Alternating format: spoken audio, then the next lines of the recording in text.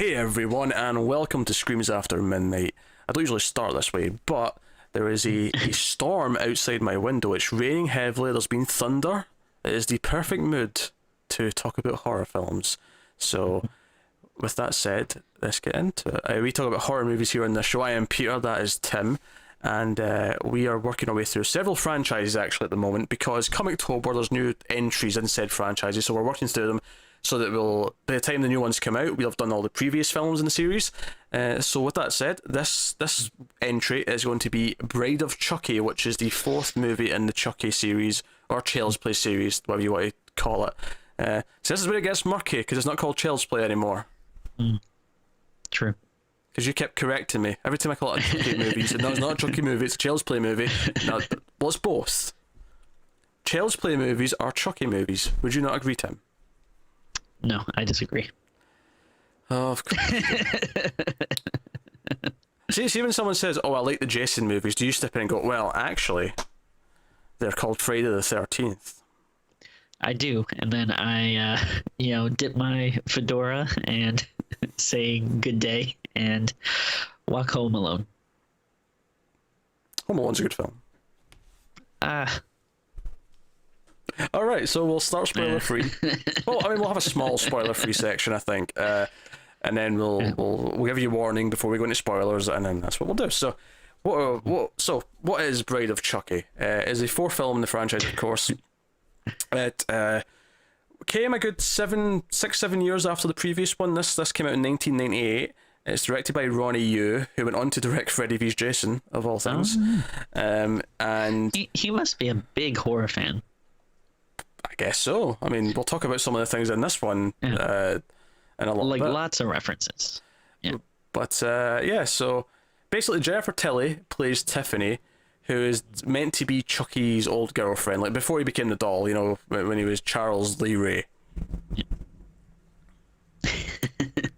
The thunder speaks. And so she like pays off a police officer to get his remains out of evidence, and she gets his body, stitches it back, because obviously it was cut to pieces at the end of the third movie.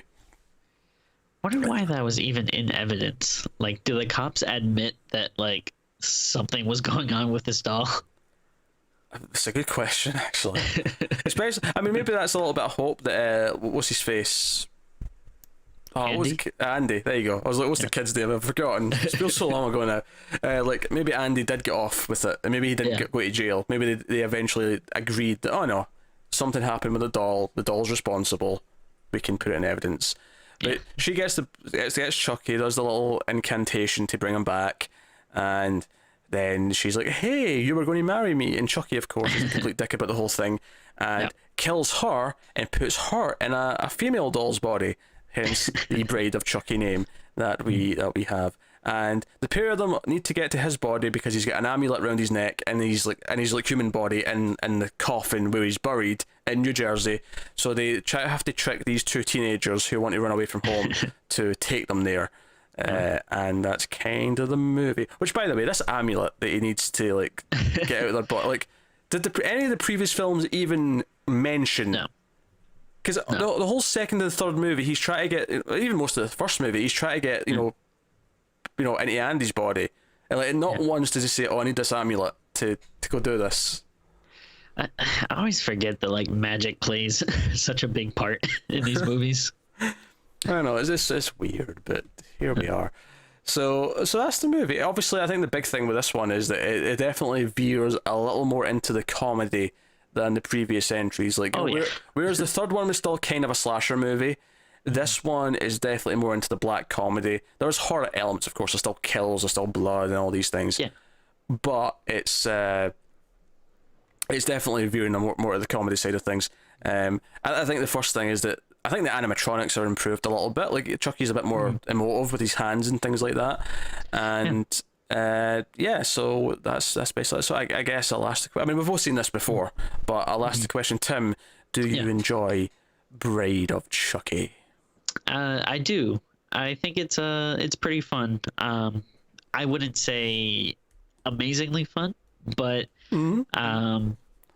it's kind of weird because I feel like I like Child's Play, but I'm not the biggest fan. Like, it's not like my series, you know. So I don't know if I was, if this would be harder for me to stomach. Like, oh no, like it's supposed to be a serious movie, and they're, making it all funny and It's stuff. funny. But I get the impression there's kind of a divide, like, between fans. Like, there's people who think this is like the best one, like this is where it became what it should always have been, and then there's other people who think, oh, this is the start of the downfall where it stopped being what it should have been. Like, so there's certainly, and honestly, I enjoy it a lot as well. I think I've got a lot of nostalgia for it. I think this is the first one I saw. I remember watching this in pay-per-view when it hit that back, probably 99 when it hit pay-per-view, like, after it came out or something like that. I remember, like, oh yeah, let's order it and I can watch Braid of Chucky. That was when I was starting to get into horror movies, and the stuff that was out at the time of the Scream movies and Braid of Chucky. I remember getting Urban Legend on pay-per-view of all things. We'll do that one day, but it was an exciting time for, like, I don't think I was old enough yet to really be able to see stuff in theaters, but it was always like exciting. Like Friday night we'd go to the video store and it would always be like horror movies, like 99.9% of the time. And obviously some of those movies that I watched as my gateway into horror, some of them have not aged well, some of them, it's like, oh, those are actually really bad movies. I Know What You Did Last Summer, for example, was one of those things. But some of them, you look at now and they hold up. And there's a lot of nostalgic elements to this for me, like even the Rob Zombie music that plays at the start when the title comes up, like that. Like I'm not a Rob Zombie fan, and obviously not his movies. We've talked about that many times, but his music, like, I don't hate his music, it's fine, but like doesn't do anything for me. But like the noise he makes in that song as the title plays, like as the title comes up, like as soon as it started playing, like, oh yeah, I remember this. Like I remember that weird noise he makes as he does the chorus. It's very 90s. It feels very 90s. I will say though, the title animation is really shit CG. Like, see when it came on the screen, I was like, oh my god, that's cringeworthy. What were they thinking? But there's a couple of instances of the movie of like just making you remember how far we've come with special effects. I think what's really specifically CG. Yeah, I think what's really impressive though is that the animatronics for Chucky and Tiffany are both fantastic. Oh yeah, and I actually kind of like Chucky's like crazy disfigured, Stitch face look. Well, that's the thing. Like I said, this was my first one, I think. So when I went back and watched Child's Play later, I actually thought it was weird that he didn't have all the stitches in his face. Like, to me, that was what Chucky looked like for a while. And so but it's definitely darkly funny. I think it does work more as a comedy. There's some good kills. If I'm going to critique it though, I think it's very tight. It's very well paced. Like, it's 90 minutes, almost on the dot. It goes through at a nice pace.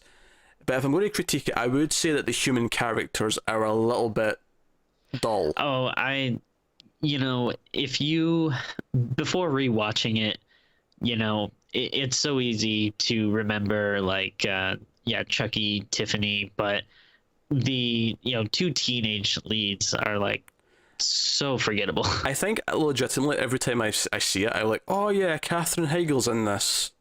Oh yeah. Like, every time, I always forget. John Ritter's also in it, and I like John Ritter a lot. He's pretty cool. Yeah, and he's good. I mean, he's got a small part in it, but he's decent enough. He has a fun death, actually. I mean, spoilers, I guess, but most people die. But like, so you get all this stuff, and like, so I think their antics aren't that fun, but throughout most of the movie though, as they're doing stuff, it does a really good thing where it keeps cutting back to Chucky and Tiffany, and it's them making fun of them and them reacting to all their bullshit that actually makes it entertaining. So it does this really smart thing where even though the human characters are kind of shitty and kind of, you don't really care about them, you think they're kind of boring, them reacting and messing with them makes the fun. That's what makes it entertaining. So it's actually a very easy watch. Like, I'd forgotten just how much of a breeze it was to get through this one. Certainly, like, I mean, without even thinking about it, it is definitely better than Chucky 3, or Child's Play 3, rather. Yeah. Definitely. I'd say it's definitely more fun. I would say more memorable. Yeah. Like, at the very least, I think even if you didn't like this movie, you could at least still say, well, Chucky 3 felt like it was just going through the motions, while this... Excuse me, Tim. Child's Play 3. You're right. But yeah, like, at least this one, whether you like it or not, at least it's like, hey, we are trying to do something different and not just, hey, let's just do the same movie again, same formula. Yeah, 'cause obviously, like, I think 2 took the first one and turned it into more of a conventional slasher movie, but I actually like it for those reasons. And then the third one, it kind of just tries to repeat it. And it misses, it's not a terrible movie, but it does miss the mark on, like, kind of nailing what it wanted to do. Whereas this one, it's like, oh no, let's do something different. And obviously, even the title, Braid of Chucky, it's called that because it's like a homage to Braid of Frankenstein. Like, that's the whole idea. Yeah. The fact that he's stitched up and everything, like, that is clearly the whole idea. Even when, they're doing even in the first movie, when they're doing the whole rituals, it kind of feels a little bit like, it's alive, it's alive. It's, Oh yeah, I can see that. the mad scientist kind of vibe going for it. Yeah. So yeah, it's good fun. It's funny. I think especially we've not seen it in a while. All the jokes that Chucky and Tiffany have and play off each other, and they mostly work quite well. And Chucky is finally fun. Well, not that he wasn't fun before, but he's way more fun now because he's a lot more and even in the third one, they still like go long stretches of time without him on screen because he's the killer. You might keep him off screen. Whereas this one, not only is he on screen a lot, but he has like a counterpart that he talks to. So there's constant Chucky jokes and banter and just thoughts about things and debating about how to kill people and most of it's really entertaining. So I can't fault it in that sense. Yeah, I think both actors really like their parts. Like, you can tell they're having a lot of fun of it. I think there's a recent interview with Jennifer Tilly where she was talking about Tiffany and how I think she said, like, I would love to play this character until I die. Like, she I guess just has like a lot of fun with it. Yeah, I can see why. She gets to just say the most insane shit and whatnot. I mean, our character is basically someone who gets off and killing people. It's funny, like, she is like I mean, they even mention like Martha Stewart in a, like, a weird way. She is they mention Martha Stewart like 10 times. Yeah, it comes up a lot. But, like, I feel like her character is like a psycho Martha Stewart. Like, she wants to be the motherly feminine bride type, but at the same time she likes to kill and like murder people. And even like the guy she's with in the beginning, she gets upset at him because he like never killed anybody. Yeah, and I'll give the spoiler warning because I really want to talk about that. First of all, it's a shame the actor who plays him passed away last year, so that's a shame. Oh, he's one of the Arquettes. I didn't. And it's just okay. Yeah. I know. Yeah. I should say she, really, because she was trans. Like, obviously she wasn't yet in this movie, but later on. I completely forgot that was her. That's crazy though. It was funny because, like, I noticed the name and I was like, oh, it looks familiar, and then like it kind of clicked later on. But yeah, so that character's Damien. And he's like this ultra gothy guy who comes over and he's like, hey Tiffany, and he's clearly got like a hard on for her, and he brings this photo, like, oh, look at this person I killed, and she's like, wait, this is you, I recognise the nail plate, and he's like, oh man, and like, no, he's too. And Joe's funny is, like, see when she opens the door, because she lives in this trailer, and he knocks at the door, and one of the first things he says is like, oh, how was your day? And I'm like, gods don't speak like that. You've got this ridiculous like chain piercing coming from your lip, and you know that's going to get pulled out. Like, Chucky's going to go for it, and it does, and it's bleeding everywhere, and it's I hate seeing any type of like piercing get ripped out. Always like grosses me out. Yeah, so that's all happened, but like his relationship with her is really fascinating to me, because he is like, again, he's trying to impress someone that he has a crush on, to have sex because she's withholding, and he wants to impress her by killing people, or at least pretending to kill people. He doesn't think this is a warning sign that maybe I should go in the other direction. And of course Chucky wakes up, and we get the sort of big moment where he's sitting on Damien, and his head turns Exorcist style, and it's right after he I always like the Chucky reveals. I feel like are always like big, nice scenes, and I think this one had its own cool little reveal. Yeah, as I was saying, it's right after he's like, oh, this doll couldn't please you. He's just, he's just tiny. I'm a big man, and that's when he's like, he's insulting his masculinity, and that's when Chucky gets all exorcist and turns around and then pulls out his piercing and then smothers him with a pillow. And I'll tell you this, Chucky's laugh never gets old.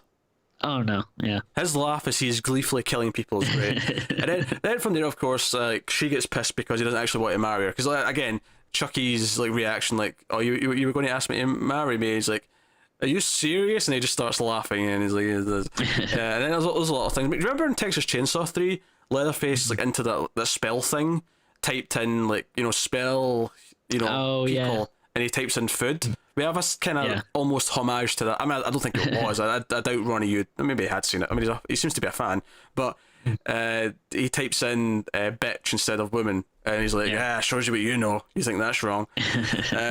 Speaking of, I mean, since we're mentioning Ronnie Yu's horror fandom, we should probably mention the Easter eggs and the police lock up the evidence. We have a Michael Myers mask. We have. I mean, obviously it's meant to be referencing Jason. I wouldn't really call it a Jason mask though. It's just kind of a generic white hockey mask. Didn't quite look right. And then was it a Freddy glove? I think there was. I believe there was, yeah, and maybe a chainsaw. I think there was a chainsaw. Yeah. Obviously, the chainsaw is the easy one because at least with that, it's like, oh, anyone could use that. I mean, obviously we know it's meant to make us think of Leatherface, but like, are we to believe that every horror movie has taken place in the same location and it's the same police department that's cleaning it up? Yeah, is Haddonfield, Crystal Lake, Elm Street, and then Texas all correct me if I'm wrong, they're all but in the same county, so yeah, even though Haddonfield's in Illinois, and I mean maybe I'm wrong, Tim, but Illinois and Texas are not exactly right next to each other. No, and Crystal Lake has to be close to New Jersey, because Jason's good. Okay, yeah. I'm pretty sure Crystal Lake's meant to be in New Jersey. All right. If my memory serves me right. Well, he has to take over Manhattan, so it can't be that far. And I have no idea where Elm Street is, although I'm sure there's a canon city that it's supposed to be in, or every town has an Elm Street, so. So, if I had to guess, I would say Pasadena or something, because there is. I think that's where the house is located. There's definitely palm trees in the first one. The reason why I know it's got an official place is because I remember when Freddy vs Jason came out, people were complaining that they drive to it in one night and it shouldn't be physically possible. That's why I know it's got an official, state or whatever it's in. But so what was I saying? What was I getting to? Oh, yeah, we were just talking about the Easter eggs. Easter eggs, yeah. That's pretty much it. Yeah, those Easter eggs at the start, which I'd forgotten about. To be fair, so.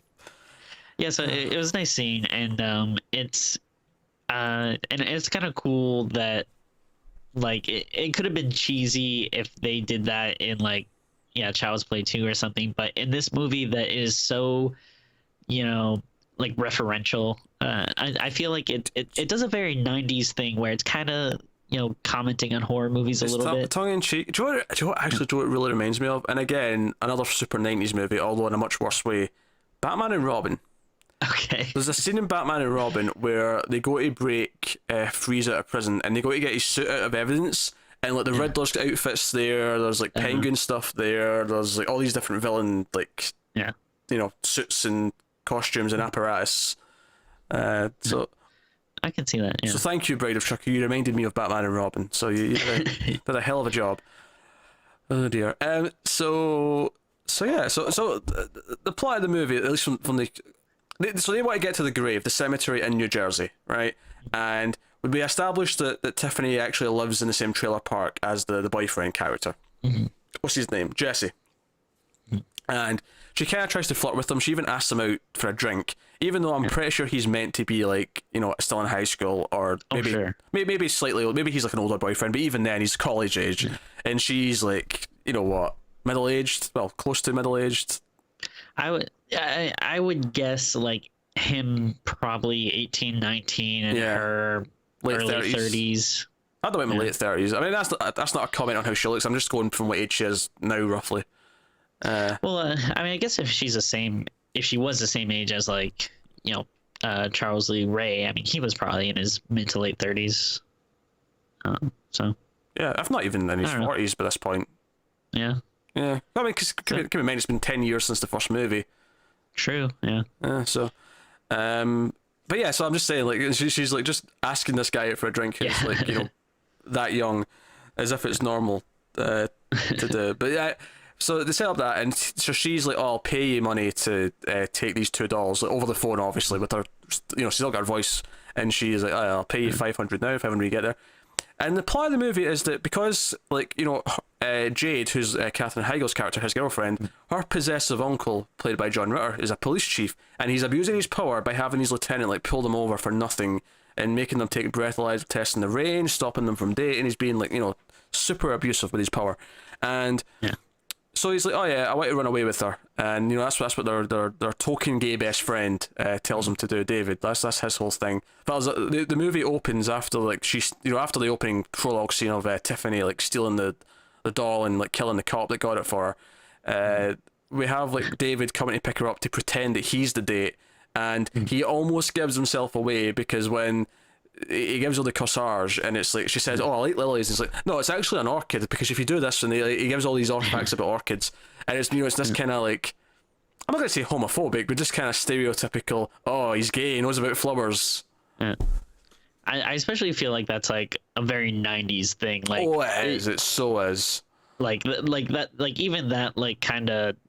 Like if you had a joke like that nowadays, I feel like it would be a stereotype that maybe made more sense or something. Like I don't know, flowers is such a, like it feels just like a I don't know, flowers are feminine, so I guess you would like it kind of thing. Yeah, it's just. I don't know, it's just a dated joke. And that said, I don't think this would even be offensive today. Like, obviously, there's some jokes based on various things that would be offensive now, but whereas this, I feel like no one would be pissed off about it. They just think it wasn't funny. Oh yeah. It would just be kind of like, that's, yeah, sure, gay guys like flowers, whatever. But Weird. I would say like that thing, like the little stuff that he says like to John Ritter is like a little cringeworthy, but other than that though, I feel like he didn't really play it like super over the top or anything. Nah, the only thing that really happens is that every so often, like they'll say something like, "Oh, did you like the uncle in the uniform?" Is like, "Oh no, I'm over my uniform phase. He's not my type." Or like, they threw in some deliberate, really clunky references to just make sure the audience knew he was gay. Like it was like, it felt a little bit unnatural in that sense. But I mean, that was pretty much it. It wasn't too over the top actually. As much as I'm complaining about that one joke being kind of dated, like otherwise, he wasn't this flaming kind of, over the top, flamboyant character. Yeah, like he's not super, garish and have like that stereotypical like accent or whatever, or the kind of voice that people do sometimes. So they want to break away, and correct me, maybe inflation's taken more of an impact on how I think of money, but so he thinks that $1,000 is enough for them to like run away and start a life together. No. $1,000, and all I could think was, and maybe when I first saw this when I was like whatever age, like 9, 10, I probably was thinking to myself, "Oh, that's a lot of money," but I was I was young. I didn't understand that that's actually nothing to actually live on for, like that maybe lasts like 3 weeks. I mean, as someone who's for two people, like seriously. I mean, as someone who's currently actually trying to buy a house, I can confirm that will not get you anywhere. Like that's not even like enough for the bank fee to apply for like a loan. It's absurd. Like he thinks they can run away. Now, to their credit, they decide at the end of the movie that they don't want to run off. They want to actually do it properly and just do whatever. But like, well, I mean, by then the uncle's dead, so it's like, yeah, maybe we can just hang out. That is true. That is true.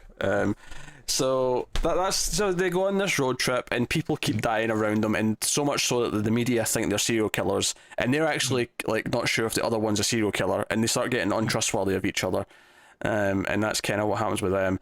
But of course, Chucky and Tiffany are along for the ride, and that's where all the entertainment comes from.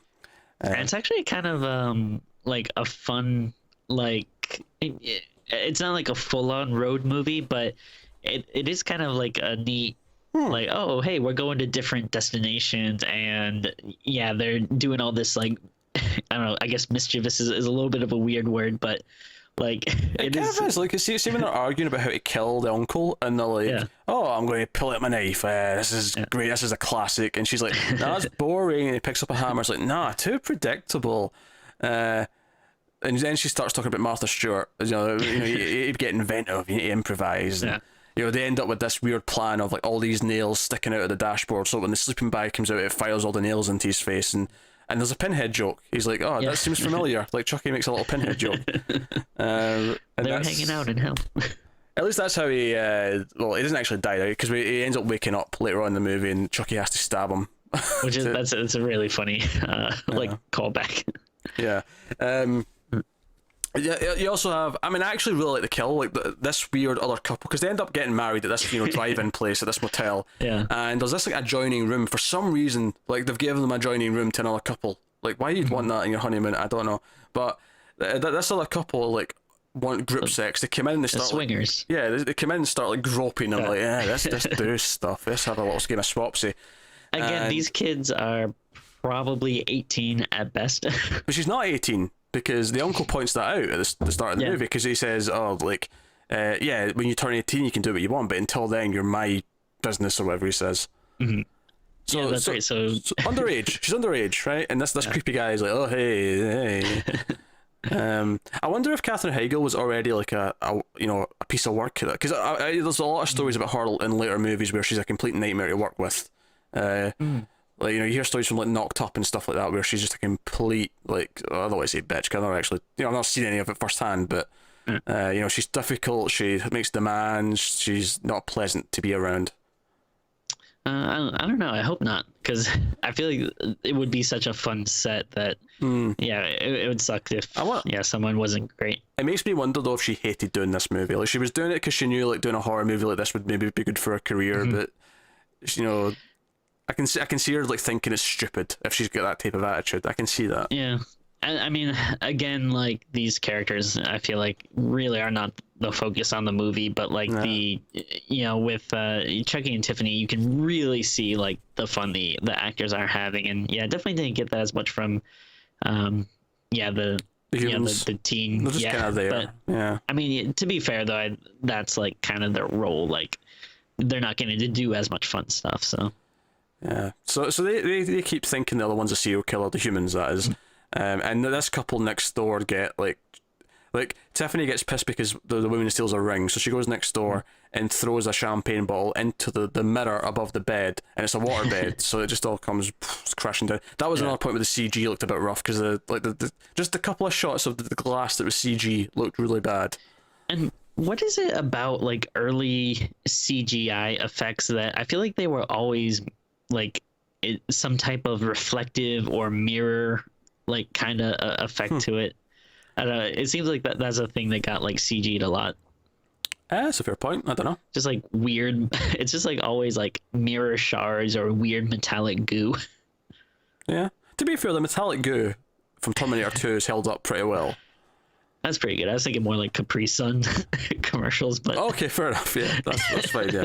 To be fair though, Terminator 2 is what made CGI big. Like, wasn't the first? Of course, Cameron did that in The Abyss already. That was the first CG, not the first CG in a movie, but the first CG like that, where it was like a, like it was like a being who's actually moving around and all that stuff. I can't imagine the amount of computers that took to render in like the 80s. When they made that. Jesus Christ. So they have that cool death, which leads to the infamous sex scene between Chucky and Tiffany, where he's like, "Oh, I love you. You kill people really well." And it's like, wait, you're crying. Like, wait, does all the plumbing work? And he's like, I'm starting to feel like Pinocchio here, and like hence the sex scene. And I love that it goes to the shadows on the wall. Like, it's the proper romantic scene. Hey Chucky, have you got a rubber? Look at me, I'm all rubber. Yeah, there's some pretty good, like, they're super cheesy, but I can't really help but like laugh at some of the lines. The tone is right, I think. That's the thing. The tone and the spirit of the movies put you in the right mindset for all these jokes, so they play off quite well. And of course, at this point, like there's a friend shows up, David, and he ends up like starting to doubt that they're not serial killers because he sees the dead body in the in the van, in the sort of like under the seat, in the compartment. Yeah. And he ends up getting out of the car, and you can see where this is going because they're on the highway, and this truck just makes them go splat, and that's actually pretty good. I mean, I could tell it was CG, but it was quick enough that it looked quite good. Yeah. You know, I was okay with the splat. And it was kind of funny. It reminds me of the scene in Child's Play 3 where, you know, Chucky's about to kill someone and he has a heart attack. And oh, that's right, yeah. It's kind of similar to this. Like, yeah, I think even Chucky says something like, "Well, that was convenient." I think he said that works. Well, that works too. Like, oh, yeah. So that's when like they actually know about the dolls, because that's when they've seen them come alive, and then they have them at gunpoint, and we end up getting this weird thing where they okay, we need to switch to different vehicles. So I wonder if there's a deleted scene of them actually stealing this RV, because you don't see how they get it. It just cuts to them in an RV. Yeah. Which is kind of weird, but I'm guessing maybe they deleted something for some reason. But they're in this RV, and like Tiffany's making food because apparently they actually eat, because why not? And Chucky's all happy about it. He's eating his cookie. She's making meatballs and all the rest of it. And this is where they actually, because they set up this thing early on in the movie where Tiffany says to Jesse, when she's still human, "Oh, treat her right. Treat your girlfriend right. Make sure, you know, if she slaves over a hot stove, you make sure you do the dishes at least." So they play them off each other because, like, you know, he's been really disrespectful. He's not doing the dishes, and like Jesse's like, "Oh, she's not much of a housekeeper though, is she?" And he's like, "Hey, Tiffany, those dishes aren't going to do themselves." And she, of course, gets violent. Yeah. And it escalates, which ends up, you know, flipping the truck, and we get to the cemetery, and that's where we kind of have a big climax of the movie. Which, you know, it results in a bit of a standoff where Chucky's got Jade, you know, at gunpoint, but Jesse has Tiffany at gunpoint, and they have this bit of exchange, and it all goes down, and there's the lightning and stuff, and there's stabbings and whatnot. I mean, it plays out pretty much what you expect it to. I think that's maybe the weakest part of the movie is the last like 10-15 minutes, just because it's the road trip that's really fun, and it's like these two characters making fun of things, killing people. Once it gets to the, okay, we're actually here and we have to do the ending, it's just like, okay, we'll just play us out kind of how you expect it to. Yeah, it's necessary, but it's not as fun as the journey has been up until this point. It keeps it brisk though. It keeps it, you know, you're not waiting for it too long to like wrap up. It does its job. And the cop that we've been seeing on TV all movie like shows up, and like Jade just grabs his gun and shoots Chucky to hell, which I have to question. Like, I mean, I guess they do bury him like afterwards, I think, but like, or they take the ladder away. But they shoot him to hell, and I'm like, to be fair, he went through much worse in the previous movies. Oh yeah. I mean, to be fair, it has that great joke about I always come back. In fact, there's an even better one in the van earlier on where he says, "This story is so long and complicated it would take at least 3 or 4 sequels to do it justice." Again, that was pretty good. Very meta. You can tell it's post-Scream. It feels like a very post-Scream movie where it's making all these self-referential jokes about itself in the genre. Yeah, there's definitely a time where, and I think not even like horror movies, just maybe like this like little time in the 90s where it was like the cool thing to do to kind of, you know, like call out, you know, tropes or trends or whatever, and kind of have this little meta, you know, commentary on it. But it definitely works in this movie.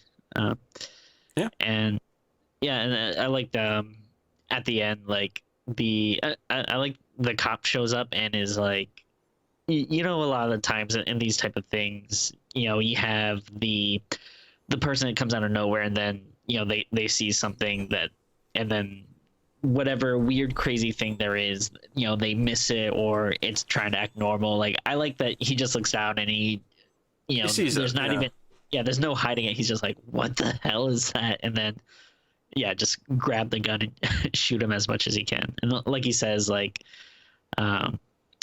he's like, "I always come back, but dying sure is a bitch." Is a nice line to go out on. Yeah, so I love how the cop, like, it's morning by this point, and the cop's like, he's just over the radio. He's like, "Yeah, you kids get home," and he's just over the radio says to, he's like, you know, other police, like, "Yeah, the kids didn't do it." And I'm like, no one's going to believe what you just saw. Like, how are you going to prove that they didn't do it? Like, it's whatever. And then, of course, we get to the final scene, which I had crazy. Forgotten this. I'd forgotten that they set up, like Like, obviously I know what the next movie is. I'd always remembered what the next movie was, but I'd completely forgotten that they actually did the setup for it at the end of this one. Me too. Especially since the next movie was like 10 years later or whatever it was. Like, it was a while. Yeah. It was a long time until Seed of Chucky, but so he finds Tiffany, the cop, after the kids are away, and he kneels down next to it, and she then wakes up and starts screaming and gives birth. Very quick pregnancy, might I add. They only had sex like the night before. Yeah. And shoots out this evil baby, which, jumps up and bites the cop in the face. Cut to credits. Yeah, this, even having seen the movie before, this still like took me by surprise. I completely forgot. Like at first, like once she kind of starts moaning and going into labor, I'm like, oh yeah, I forgot. She does end up having a baby, and then like I completely forgot that the baby does actually jump up and like bite the cop's face, presumably killing him. Yeah, presumably. Yeah, I think to sum up, obviously we talked a lot about the comedy and the fact that Chucky has someone to talk to, and that both him and her are pretty funny, and the way they play off each other is a lot of fun. Again, going back to the animatronics, the face was always good, but there's a lot more movement in the arms now, and I also felt like they were showing a lot more other things, like when he crawls from the van to the other car to kill the cop. Like just the image of him crawling, I feel like we've never seen that in the previous films, whereas here, no, we're going to do that. Yeah. So that's pretty fun. And there's lots of other things. There's a shot actually just as he's leaving the van. Like, it looks under the van and you can just see the feet, and you could tell they just got like a kid or something to like run in the costume, because it looked way more like natural than he usually looks. Yeah. Which is a shame. I feel like I'd rather it be consistent with how he because the animation's pretty good on him. Like the animatronics are pretty good, but it's obviously not quite lifelike. But I think that's okay because he's meant to be a doll. He's not meant to be real. So it gives it this weird quality. So doing that for one shot kind of ruins the illusion a little bit because it feels too normal. Yeah, it's a little weird. But that would be my criticism. So yeah, I think the human characters aren't that interesting. I mean, they're okay. They're there to serve the plot. They're basically plot devices more than anything else. Which I think is the big difference between this and the previous films, is that we had main characters and Chucky was the villain hunting them down. In this movie, Chucky and Tiffany are the main characters. Mm-hmm. The human beings are there to serve their plot, and they are the protagonists. They're the ones who are actually driving the plot. They're not driving the van. They've got humans to do that, but they are driving the plot, and I think that's a big difference. It makes it feel different from the previous films. So yeah, and I feel like you don't want that with like all your villains. Oh no, like if you did that with any of the other slasher like icons, Jason or something, that like Jason or Michael Myers, like that, it would not work at all. But I think Chucky is one of the weird ones where you can get away with that. Yeah, because Chucky kind of became his own thing. Chucky became this this character. Kind of like Freddy Krueger, he became more of a comedy thing. But with Chucky, because he's a doll, it actually works. Whereas with Freddy Krueger, I think most people agree that when he got too funny, it stopped being good. Like they broke away from what he was supposed to be. Whereas with Chucky, it's like, nah, he kind of works as part comedy. Now, arguably, it goes too far, and we'll talk about that with the next one. But when we get to it, but at least for this, I actually think this one is the best one in terms of the comedy. Mm-hmm. And I think that's worth something. Yeah, it's worth something. It's not my favourite in the series. I still prefer Child's Play 2. Mm-hmm. I probably prefer this over the first one, though, now that I'm thinking about it, like compared to Child's Play 1. I think Child's Play 1 is obviously a better made movie in terms of the craft of it, but I do think this is just more fun. Like, I think this is an easier watch than the first one. Yeah, I'd say if it's Friday night and you just want to put on a movie, a Child's Play movie to watch it, I would probably choose this over, the first one. Yeah. And then maybe it depends a little bit on the mood, but it's definitely fun and rewatchable. And like you said, it's, like about 90 minutes. It doesn't take a big chunk of time or anything. So far, in terms of what we've watched, I'd rank them Child's Play 2, Braid of Chucky, Child's Play 3. Yeah, I mean, I kind of... Like, I want to disagree with you for the sake of disagreeing, but I'm right. You know I'm right. You just want to cause trouble. That's all you're doing right now. You're causing trouble. Yeah. I would agree with that, though. Yeah, I think Child's Play 2 is definitely the best in terms of the serious ones. yeah, like builds off a lot of the stuff from the first one and improves on it, and then this is the best in terms of like the fun, goofy ones. Yeah. So I guess with that said, Tim, unless you have any final scenes we've glossed over you wish to impart your wisdom on. Uh I mean, not really. They're like, I mean, we pretty much talked about most of the standout scenes. Like the other stuff that I feel like between them is just like a lot of banter, which is fun, but there's no point really in anything. there's no point in repeating every line they had in the movie. I mean, but a lot of it's really fun, so it's good stuff. So Tim, what would you rate this out of 10? I think I'm going to give it a. I think I'm going to be a 7.5 is what I'm going to go with. I think I might agree with that score, and I think that's also what I rated the second one, if I remember right. I don't think I went all the way to an 8. I don't think I did. Yeah, I don't remember if I did either, but I feel like an 8 is like if this much. was because I think this is excelling in the like the fun factor, but not necessarily in the like, oh, this is made really well. Like it's not like there's stuff that was like, oh man, that one shot was awesome, or oh, the music really stood out and was great. Like there's not enough stuff like that to elevate it to an 8. The filmmaking's not hardly like special in that sense. It just feels super 90s, which it is super 90s, but it's I think actually I'm going to go with a 7. I'm going to go slightly lower and go with a 7, which I think is really impressive because I think I give the first one a 7, so I'd rate them both pretty closely, even though I would maybe put this one above it. And I think I gave the second one a 7.5, and then I gave the third one like a 6, maybe a 5.5. So I think obviously the third one dipped, but it's a relatively consistent series. As much as it maybe doesn't hit the heights that as some other series do, it's actually a lot more consistent. Yeah, I would so say. Yeah, I've said this before that I feel like it is. I'm trying to think of a word other than consistent since you just said it, but it is very consistent where there's a pretty sustainable level of quality in them where. There are definitely other series that I like more. I would even say I like a lot more, but I feel like the dips in those are felt a lot more where, it can be wildly good, and then the next one can be horribly bad. Whereas this, it's a much flatter, level field. Yeah. So there you go. That's Braid of Chucky.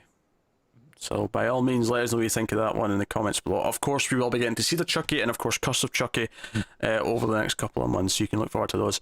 But yeah, so let us know what you think. Like, subscribe, all that stuff. Get us on Twitter at mailed_fuzz for channel updates and all that stuff. You can support us on patreon.com/mailfuzztv if you want to do that. You can go over there, check out some of the bonuses, including voting for bonus episodes, early reviews of Tales from the Crypt that we do every week, and a bunch of other stuff as well on top of the horror related things.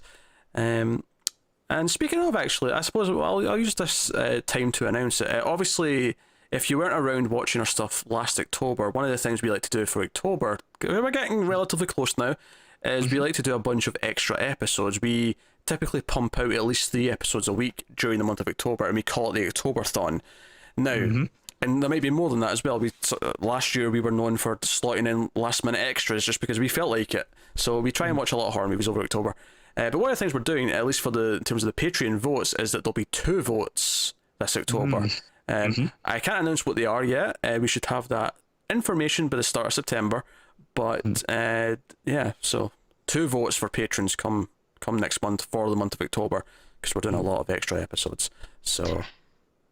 Yeah, and actually something else that we did last year is if you followed us on social media, we counted down our top 100 horror movies. Like, so that's right. Yeah, I did do that.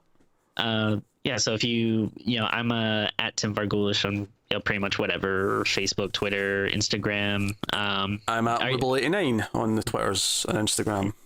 Yeah, so if you like that kind of stuff, might want to follow us. I'm doing another countdown this October, which I'll tell you about, Pete, if you like. I don't want to just do the same thing because it'd pretty much be the same list as last year with a few differences. That said, though, Tim, I mean, sure, we didn't social media last year, but we could revise it and then make a video out of it. Okay, well, that's probably not a bad idea. Probably a few videos, actually. Maybe like spread it over the 4 weeks of the month. Maybe like a weekly countdown, like the first top 25, or like go 100 to 75 or something. Okay. Yeah, 100 to 75, and then 74 to 50, and so on. And obviously the top 25 on maybe just before Halloween. Maybe that's worth doing, or maybe not. I mean, maybe because obviously we start talking about them as we're saying them. Does that spoil some future episodes if we've already like spent a few minutes talking about it? We'd have to keep it true. We'd have to keep it quite strict because obviously if we talk about all 25, it's going to they'll be super long. Like 25 movies, like, that'd be really long. If we keep it very quick, especially since we'll have our own lists each, so it'd be like my number 100 is this, your 100 is that, and maybe just like one or two sentences, like maybe really tight, just to. Yeah, that's not a bad idea. Maybe if people are interested in that, maybe if they want to give feedback, leave some comments or something, let us know if that's something they'd like to see. Yeah, let us know. It's the sort of thing where we wouldn't do it again next year, but maybe in 3 years, once we've 3 more years of doing this show, watching a lot of horror movies, we could do it again. Has it changed? That kind of thing. Let us know. Does that sound interesting? Would you like to see us do that kind of thing as an extra for October? Do let us know, because we're crazy enough to try and do it. Crazy enough. Which basically means I'm going to have to spend September, obsessing over what the top 100 horror movies are for me. But anyway, guys, that is us. So thank you very much for watching. Keep watching scary movies, and we will see you next time.